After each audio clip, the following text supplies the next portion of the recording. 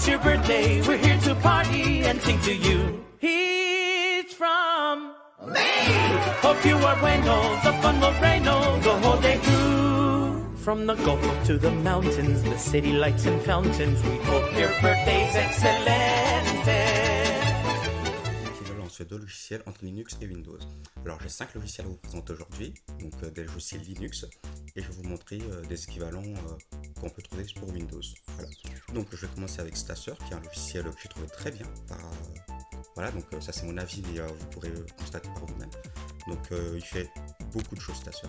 Donc voilà, donc il peut vous afficher vraiment toutes les stats du système. Voilà, donc bon, il y a pas mal de données ici aussi, mais celles-ci, bon, ce sont des données qui peuvent être sensibles, donc voilà.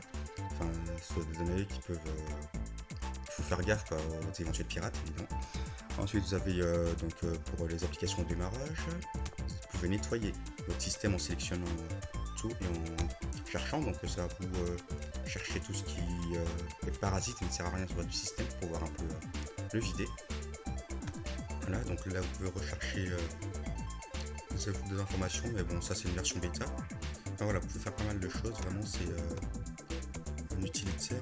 Bon, après sur Windows, du coup, j'ai pas trouvé encore d'équivalent qui fait vraiment tout ça, mais il y a un équivalent qui permet en tout cas de nettoyer votre disque et de booster. Et nous allons voir ça tout de suite. Alors, nous allons passer sur Windows. Donc, j'utilise du coup un bureau à distance. Voilà, donc c'est Chrome Remote Desktop. Si vous voulez avoir l'info, je vous montrerai en fin de vidéo ce que c'est. Voilà, donc du coup, notre équivalent c'est PC Manager pour Windows. Alors, il me semble que c'est aussi une version bêta. Et donc, ça se présente ainsi. Et vous pouvez aussi, voilà, donc booster. Donc, si vous cliquez sur Boost, ça va vous libérer la RAM et la mémoire. Voilà, donc vous voyez qu'on redescend à un usage de RAM un peu plus bas. Enfin, voilà, donc ça fait ça. Vous pouvez faire pas mal d'autres choses aussi, comme vérifier la santé de votre ordinateur. Vous pouvez gérer l'espace disque utilisé. Donc là, il reste 97 Go de disponible. Vous pouvez voir les applications qui sont en cours en fait. Voilà. Et aussi les applications en démarrage. Donc c'est une version bêta. Mais pour le moment ça marche plutôt bien, voilà, donc je vous conseille si vous êtes utilisateur de Windows.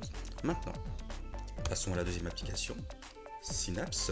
Donc Synapse, une application aussi pas trop mal, qui permet de rechercher rapidement des fichiers ou des applications. Alors, je vais fermer ça. Hop. Et on va ouvrir Synapse. Donc Synapse, ça se présente sous la forme d'une fenêtre qui va apparaître au centre. Voilà, donc cette fenêtre est accordée au style des fenêtres GTK, donc ça j'avais fait une vidéo à ce sujet que vous pourrez aller consulter. Et vous pouvez justement chercher des applications. Voilà, donc vous appuyez sur les flèches directionnelles pour naviguer et sur la flèche du bas pour afficher des résultats. Voilà, et vous pouvez voir là. Hop. Vous pouvez naviguer, voilà, donc c'est vraiment une sorte de recherche rapide, mais vraiment pour tout, les applications, les fichiers, les audios, même pour internet aussi. Voilà, je pense qu'il me semble aussi qu'on peut ajouter des add-ons, des extensions, donc voilà, des plugins ici, donc, vous pouvez le personnaliser à votre goût en y ajoutant ce que vous voulez, une calculatrice supposons, donc il me semble que c'est déjà activé, donc normalement je devrais pouvoir faire un calcul dans Synapse. Pour l'application, donc si je fais par exemple 9 fois 5, voilà, ça m'affiche bien le résultat avec la calculatrice, donc ça marche pas mal. Donc plutôt pas mal, je vous conseille pour les utilisateurs de Linux. Et je vais vous montrer maintenant, on va dire, un équivalent pour Windows, même si l'équivalent en question permet juste de faire des recherches très avancées dans les fichiers. Là, donc au lieu d'utiliser l'utilitaire de recherche de Windows par défaut, vous pouvez utiliser Everything. Donc Everything, c'est vraiment une application qui va indexer tous vos fichiers, vraiment, et du coup vous pouvez la rechercher très rapidement. Par exemple, si je recherche, je sais pas moi, le dossier Deltarune par exemple, vous voyez bien que la recherche est ultra rapide. Voilà, c'est vraiment une recherche en temps réel, hein, donc vous pouvez rechercher n'importe quoi dans votre système de manière très rapide. Voilà, donc bon, l'application s'active au démarrage, elle indexe vraiment tous les fichiers, comme ça tout est prêt et vous savez juste la rechercher. Donc je vous conseille aussi Everything, voilà, parce que bon, il y a aussi l'utilitaire de recherche dans Windows, mais bon, ça prend un peu plus de temps et si vous n'avez pas trop le temps, aller à l'essentiel, comme je l'ai. Voilà, nous avons ça. Ensuite, nous passons à l'application logiciel. Donc, logiciel pour Linux, c'est vraiment l'utilisateur pour installer, c'est la Logitech en fait de Linux. Voilà, donc c'est vrai que je me suis toujours demandé s'il existait une Logitech pour Windows, et évidemment il en existe une. Comme quoi, il suffit de bien chercher. Donc, la Logitech pour Linux, tout le monde la connaît, enfin tous les utilisateurs de Linux devraient la connaître. Bon, après, c'est possible que vous soyez vraiment un pro ligne de commande, auquel cas, peut-être que vous ne connaissez pas ça, mais si vous ne connaissez pas, c'est l'occasion de découvrir. Donc, la Logitech de Linux, c'est un endroit qui regroupe vraiment toutes les applications, on va dire, qui ont été référencées, donc qui sont dans une base de données. Et vous pouvez les rechercher et les installer directement. Voilà, donc vous avez vraiment un tri par catégorie. Et ensuite, après, vous pouvez sélectionner vos applications directement et les installer directement sur votre système. C'est assez pratique, ça se fait assez facilement. Et du coup, vous savez que vous avez toutes vos applications qui sont référencées au même endroit. Justement, les utilisateurs de Windows se demandaient souvent comment est-ce que je peux faire aussi pour avoir toutes mes applications référencées à un seul endroit. Si j'ai besoin de les installer, par exemple, ça m'évite de chercher sur 10 000 sources. Eh bien, je vais vous montrer ça tout à l'heure. Donc voilà, vous avez mis un exemple de logiciel pour Linux que vous pouvez sélectionner, installer avec le bouton, et ça se fait sur votre système. Alors, puisque nous avons vu le logiciel pour Linux, il est temps de le voir pour Windows. Alors, pour Windows, le logiciel s'appelle Winget UI. C'est celui-là. Alors, il faut savoir que Winget, c'est aussi une commande PowerShell. Donc, si pour les utilisateurs de PowerShell, vous utilisez la commande Winget. Alors, il me semble que c'était Winget. Voilà, donc, alors, plus tard. Donc, il me semble que c'était Winget install, je crois. Et après, voilà, faut mettre le nom d'un package. Voilà, vous pouvez installer avec Winget. Et après, vous avez aussi les flags comme pour Linux. Voilà. Donc, c'est vraiment juste apprendre les commandes spécifiques à PowerShell. Et voilà. Mais je ferai une vidéo peut-être à ce sujet aussi pour les commandes PowerShell. Voilà, si ça peut être utile, j'en ferai, il n'y a pas de souci. Alors, revenons à nos moutons. Winget UI. Donc, Winget UI, c'est une application aussi qui regroupe vraiment les packages qui ont été référencés dans une base de données, évidemment. Donc, vous avez pas mal de logiciels. Vraiment, c'est une longue liste qui s'étire très loin. Donc, vous avez différentes sources. Vous avez la source Winget, la source Chocolatey. Donc voilà, ce sont juste différentes sources de téléchargement, mais grosso modo, ça revient bien. Voilà, donc vous avez vraiment tous vos logiciels là. Voilà, vous pouvez les sélectionner. Et voilà, si vous en sélectionnez plusieurs, vous faites installer les paquets sélectionnés. Si vous en sélectionnez qu'un seul, vous pouvez l'installer. Ah non, il faut aussi cliquer sur installer les paquets sélectionnés. Voilà, donc j'avouerai que c'est assez pratique. Vous avez aussi comme pour la Logitech Linux, vous avez les mises à jour logicielles.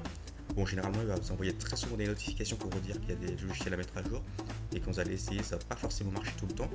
Bon, c'est normal, il se peut que ça marche pas, mais si c'est le cas, vous allez juste directement dans le logiciel en question et vous mettez à jour. Voilà, mais sinon, s'il arrive à faire les mises à jour, il les fera lui-même ici. Voilà, donc vous avez ça. Et vous avez les paquets installés donc, qui vous sont aussi référencés ici. Voilà, donc tous les paquets que vous avez installés sur le système. Un peu comme la Logitech Linux en fait, c'est exactement la même chose. Voilà, donc pour ceux qui veulent, Winget UI. Ensuite, nous avons l'éditeur de texte. Alors l'éditeur de texte, bon, ça c'est un classique, je vais dire ça va être très rapide. Alors vous avez l'éditeur de texte, donc vous avez celui de GNOME et celui de XFCE. Celui de GNOME c'est éditeur de texte, celui de XFCE c'est Mousepad. Voilà, donc un éditeur de texte permet de taper du texte. Bon, j'avoue que le style là, ça fait qu'on voit pas trop ce qui est écrit. Ouais, je devrais peut-être changer le style de la fenêtre, mais bon, on fera ça plus tard. Voilà, donc l'éditeur de texte qui sont installés normalement quand vous installez tous les packages GNOME et tout, vous avez un éditeur de texte installé aussi avec. Donc voilà, vous avez ça. Et Mousepad, je sais plus où il était, mais il était quelque part aussi. Enfin, donc voilà, et ensuite pour Windows, nous avons notre fameux Notepad++. Voilà, donc bon, Notepad++, on va dire que c'est un classique maintenant. Voilà. Et Ouais, il y a aussi Notepad, mais enfin Notepad. Ouais. Enfin, je sais pas, Notepad, Notepad++, dans tous les cas, ça permet de prendre des notes ou de servir d'éditeur de texte. Voilà, donc à vous de voir. Et enfin, application que j'ai trouvé vraiment utile, vraiment, surtout si vous êtes vraiment à l'affût du moindre espace disque disponible, donc pour ceux qui aiment vraiment bien gérer leur espace disque, parce que quand on se retrouve avec plus d'espace sur son PC, bah, je vais vous avouer que c'est très très galère, parce que ça désinstalle des trucs totalement au hasard en fait, et donc du coup, parce que la mémoire est saturée, donc ça va désinstaller des trucs au hasard, ça fout le bordel dans le système, c'est une catastrophe le truc. Donc toujours vérifier qu'il nous reste suffisamment d'espace. Alors il y a une super application qui est installée aussi par défaut avec GNOME, qui s'appelle analyseur de disque dur, ou qui se présente sous ce logo là. Donc là en l'occurrence il me reste plus beaucoup d'espace, donc ça craint énormément. Et voilà, et donc si vous cliquez, vous pouvez ensuite voir la hiérarchie, donc ça va tout calculer, la hiérarchie, vous afficher tout. Donc c'est vraiment très pratique. Donc je vais laisser ça se faire en arrière-plan et je vais revenir sur Windows. Et sur Windows, vous avez aussi la même chose, c'est TreeSize Free. Bon, après vous en avez d'autres, vous avez GlariDisk, vous avez pas mal de choses d'autres. Vous avez pas mal d'autres choses. Donc TreeSize Free, ça vous permet de pareil de regarder, du coup, de lire en fait dans un disque, un lecteur, donc soit le lecteur C, le lecteur D, voilà, où vous pouvez en sélectionner plusieurs, et ça vous affiche la taille disponible, l'utilisation et le pourcentage d'utilisation de chaque dossier. Voilà, c'est vraiment très pratique. Vous choisissez votre répertoire ici. Donc voilà, donc vous avez le disque C, D, E, F. Enfin, voilà, bon, F c'est un lecteur DVD, E c'est USB. Donc, voilà, mais nous ce qui nous intéresse c'est notre disque local, le C. Donc vous le sélectionnez et voilà, ça vous affiche tout. C'est un peu plus rapide, j'ai l'impression. Ouais, c'est un peu plus rapide. Bon, après, peut-être que ça n'indexe pas vraiment tout Windows, mais que le disque C, ce qui est plutôt pratique. Enfin voilà, donc ça vous calcule vraiment tout l'espace utilisé, ça vous affiche le pourcentage en temps réel. Et voilà, donc très pratique, comme ça vous pouvez savoir quelles applications, quels dossiers utilisent un maximum d'espace. Donc là, par exemple, vous voyez très bien que dans ma corbeille que j'ai pas vidée, il y a 2,4 Go qui sont utilisés, et ce n'est pas ouf ça. Alors il va falloir rectifier ça. Qu'est-ce que j'ai fait? Donc il va falloir rectifier ça. Hop, la corbeille. Vider la corbeille. Vider la corbeille. Bon, évidemment, faut être sûr évidemment de ce que vous supprimez dans la corbeille. Bon, là, je sais très bien que j'ai supprimé, donc c'est ok. Et normalement. Bon, du coup, il avait déjà fait les calculs avant, donc faut que je rafraîchisse. Et normalement, voilà, il n'y a plus rien dans la corbeille. Voilà, donc c'est très pratique, hein. Je vous conseille aussi si vous voulez gérer votre espace disque. Et c'est tout pour cette vidéo, voilà, donc on a vu 5 logiciels, j'espère que ça vous aura aidé, donc je reviens évidemment sur celui-là qui n'a toujours pas fini d'indexer, c'est pas grave, hein, mais vous connaissez les logiciels. Voilà, donc si ça vous a aidé, n'hésitez pas à me faire part en commentaire. Si vous avez d'autres questions, des suggestions de logiciels que vous trouvez aussi bien, n'hésitez pas aussi à m'en faire part. Je vous ferai peut-être une vidéo pour ceux qui en auront besoin. Voilà, il n'y a pas de souci pour ça. Et sur ce, je vous dis à bientôt pour une prochaine vidéo.